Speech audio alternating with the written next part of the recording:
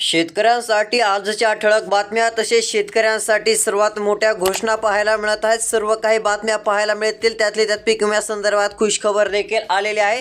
त्यासाठी व्हिडिओ शेवटपर्यंत पहा। चॅनलवरती नवीन आलेला असाल तर चॅनलला सबस्क्राइब करून नोटिफिकेशन बेलला ऑलवरती टाका। खूप सारे जण व्हिडिओ पाहतात मात्र सबस्क्राइब न केल्यामुळे बाजारभाव अपडेट तसेच पीक विमा नुकसान भरपाई संदर्भातील महत्त्वाच्या बातम्या पाहायला मिळत नाहीत। त्यासाठी फक्त सबस्क्राइब करायचे आहे। तर चला पाहूयात बातम्या। पहिली सर्वात मोठी दिलासा देणारी बातमी खरीप 2023 पीक विम्याची अपडेट आहे। बहुतांशी पीक विम्याची रक्कम वाटप झाली, त्यामुळे शेतकऱ्यांना मिळाला दिलासा। मात्र काही ठिकाणी रक्कम वाटप झालेली नाही। आचारसंहिता असल्यामुळे खात्यात रक्कम आलेली नाही। मात्र आचारसंहिता झाल्यानंतर दिलासा देखील मिळू शकतो। त्या संदर्भातील जिल्ह्यांची यादी देखील आपल्याकडे आलेली आहे। जिल्हे देखील व्हिडिओच्या पुढे पाहणार आहोत, फक्त व्हिडिओ शेवटपर्यंत पहा। सध्या जर पाहायला गेलं तर खरीप 2023चा पीक विमा काही शेतकऱ्यांना मिळाला, मात्र तुरळक असे शेतकरी आहेत की त्यांच्या खात्यावरती पीक विम्याची रक्कम आलेली नाहीये। त्याबाबत अपडेट व्हिडिओच्या पुढे पाहणार आहोत। तुमचा जिल्हा देखील कमेंट करा। मोठी बातमी आहे, ऊस गाळप हंगाम 25 नोव्हेंबर पासून होणार सुरू। राज्य सरकारची मागणी, अखेर दिलासा देणारी अपडेट। सध्या जर पाहायला गेलं तर ऊस गाळप हंगाम जे आहे ते 25 नोव्हेंबर पासून सुरू होणार असल्याची माहिती अशी देखील पाहायला मिळू शकते। सुरू करण्याची मागणी। शेतकरी मित्रांनो, CCIच्या केंद्रावर कापसाला 7,521 रुपयांचा मिळत आहे दर। मौली जिनिंगमध्ये गुरुवारपासून CCIच्या केंद्रावर कापूस खरेदीचा प्रारंभ झालेला आहे। त्यातली त्यात 7,521 रुपयांचा बाजारभाव त्या ठिकाणी मिळतो आहे।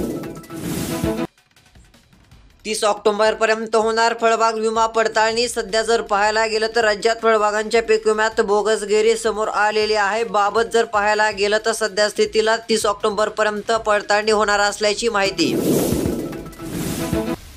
शेतकऱ्यांसाठी मोठी बातमी, पीक विम्यासंदर्भात काय अपडेट आहे सविस्तर पाहूयात।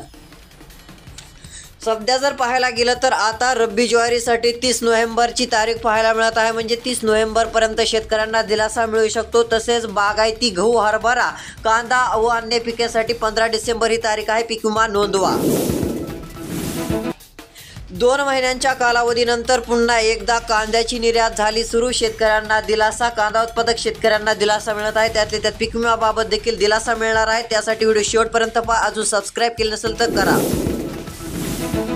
सोयाबीनला हमीभाव न मिळाल्याने शेतकरी हतबल, कमी दराने खरेदी, शेतकऱ्यांचे निघेना खर्चाचे उत्पन्न। सध्या जर पाहायला गेलं तर खर्च होतो पण उत्पन्न निघत नसल्याची स्थिती आहे। सोयाबीनला हमीभाव न मिळाल्याने शेतकरी हतबल झालेला आहे। सोयाबीनचा हमीभाव 4,800 पेक्षा अधिक। आता शेतकरी मित्रांनो, पीक विम्यासंदर्भात मोठे अपडेट आहे। सविस्तर अपडेट पाहणार आहोत। किती कोटी रुपयांची रक्कम अद्याप खात्यात जमा झालेली आहे, किती रुपयांची पुढे रक्कम खात्यात जमा होऊ शकते त्याबाबतची अपडेट आहे। सध्या जर पाहायला गेलं तर राज्य सरकारने 1 रुपयात पीक विमा ही योजना राबवल्यानंतर 1,20,23,000 शेतकऱ्यांनी पीक विम्यासाठी अर्ज केले होते। खरीपातील एकूण नुकसान भरपाईचा विचार करता 7,634 कोटी रुपयांची विमा रक्कम मंजूर करण्यात आलेली होती। त्यातील 7,465 कोटी 59 लाख रुपयांचे वाटप करण्यात आलेले असून शेतकऱ्यांच्या खात्यात रक्कम जमा झालेली आहे।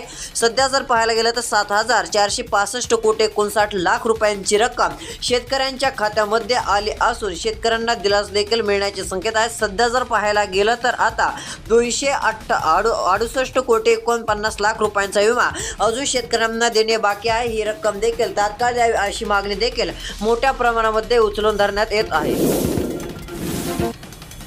सोयाबीनला अकोला या बाजार समितीमध्ये जास्तीत जास्त 4,450 रुपयांचा दर मिळत आहे।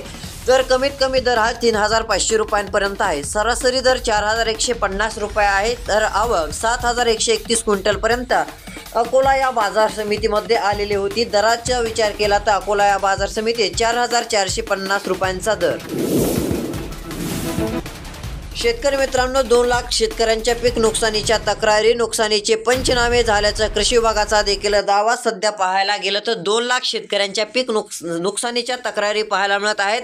तर काही शेतकऱ्यांना दिलासा मिळण्याचे जे आहे ते संकेत देखील पाहायला मिळत आहेत। कारण की आता शेतकऱ्यांना मोदी सरकारकडून देखील दिलासा देणारे अपडेट येत आहे। म्हणजेच की शेतकऱ्यांना 12,000 रुपये ऐवजी 15,000 रुपये मिळणार असल्याची माहिती त्यांनी दिलेली आहे। त्याकरिता पुन्हा जर महायुतीचे सरकार आले तर 15,000 रुपये देऊ, वर्षाला ही मदत शेतकऱ्यांना देण्यात येणार असल्याची माहिती मिळत असल्यामुळे शेतकऱ्यांना दिलासा मिळू शकतो। सध्या जर पाहायला गेलं तर 6,000 रुपये म्हणजे 12,000 रुपये येतात, तर पुढे चालून तेच 15,000 रुपये शेतकऱ्यांच्या खात्यावरती रक्कम जमा होणार।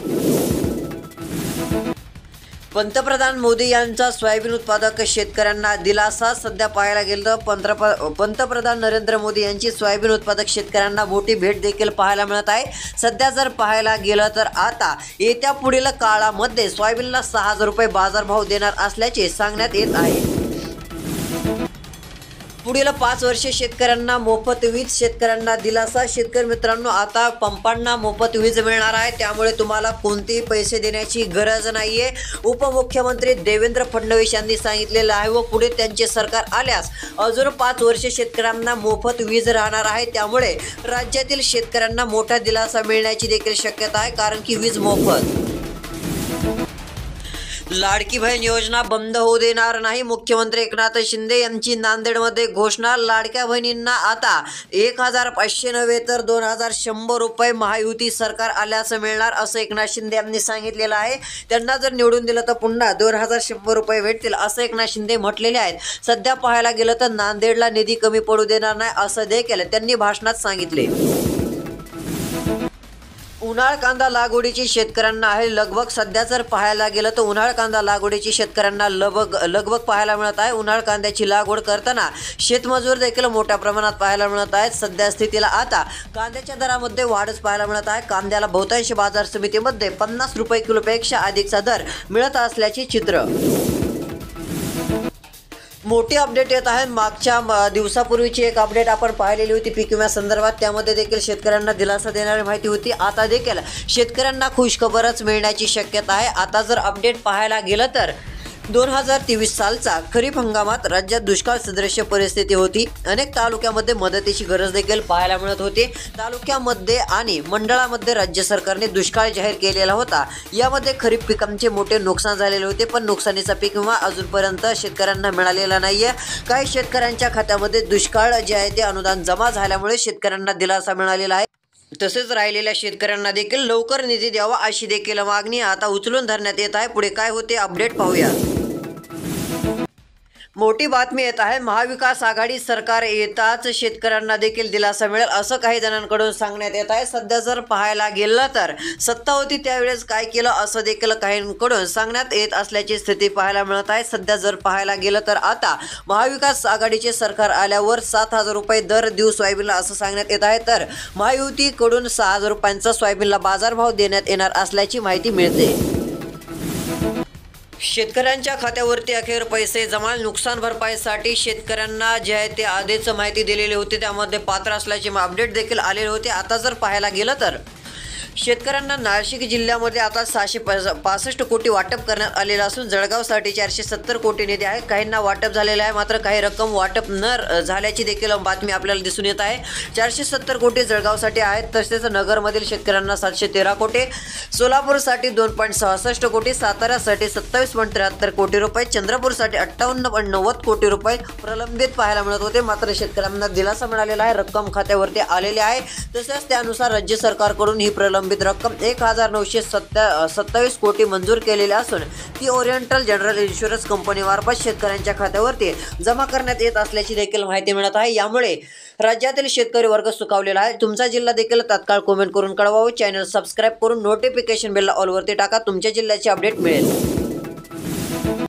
शेतकऱ्यांसाठी मोठी बातमी आहे। राज्यात शेवटच्या टप्प्यामध्ये प्रचार झाला, शेतकरी झाले केंद्रित। सध्या कांदा साठेबाजीची माहिती द्या, एकनाथ शिंदे। साठेबाजांवर जे आहे ती कडक कारवाईचे निर्देश, तसेच 7/12 कोरा करू देवेंद्र फडणवीस।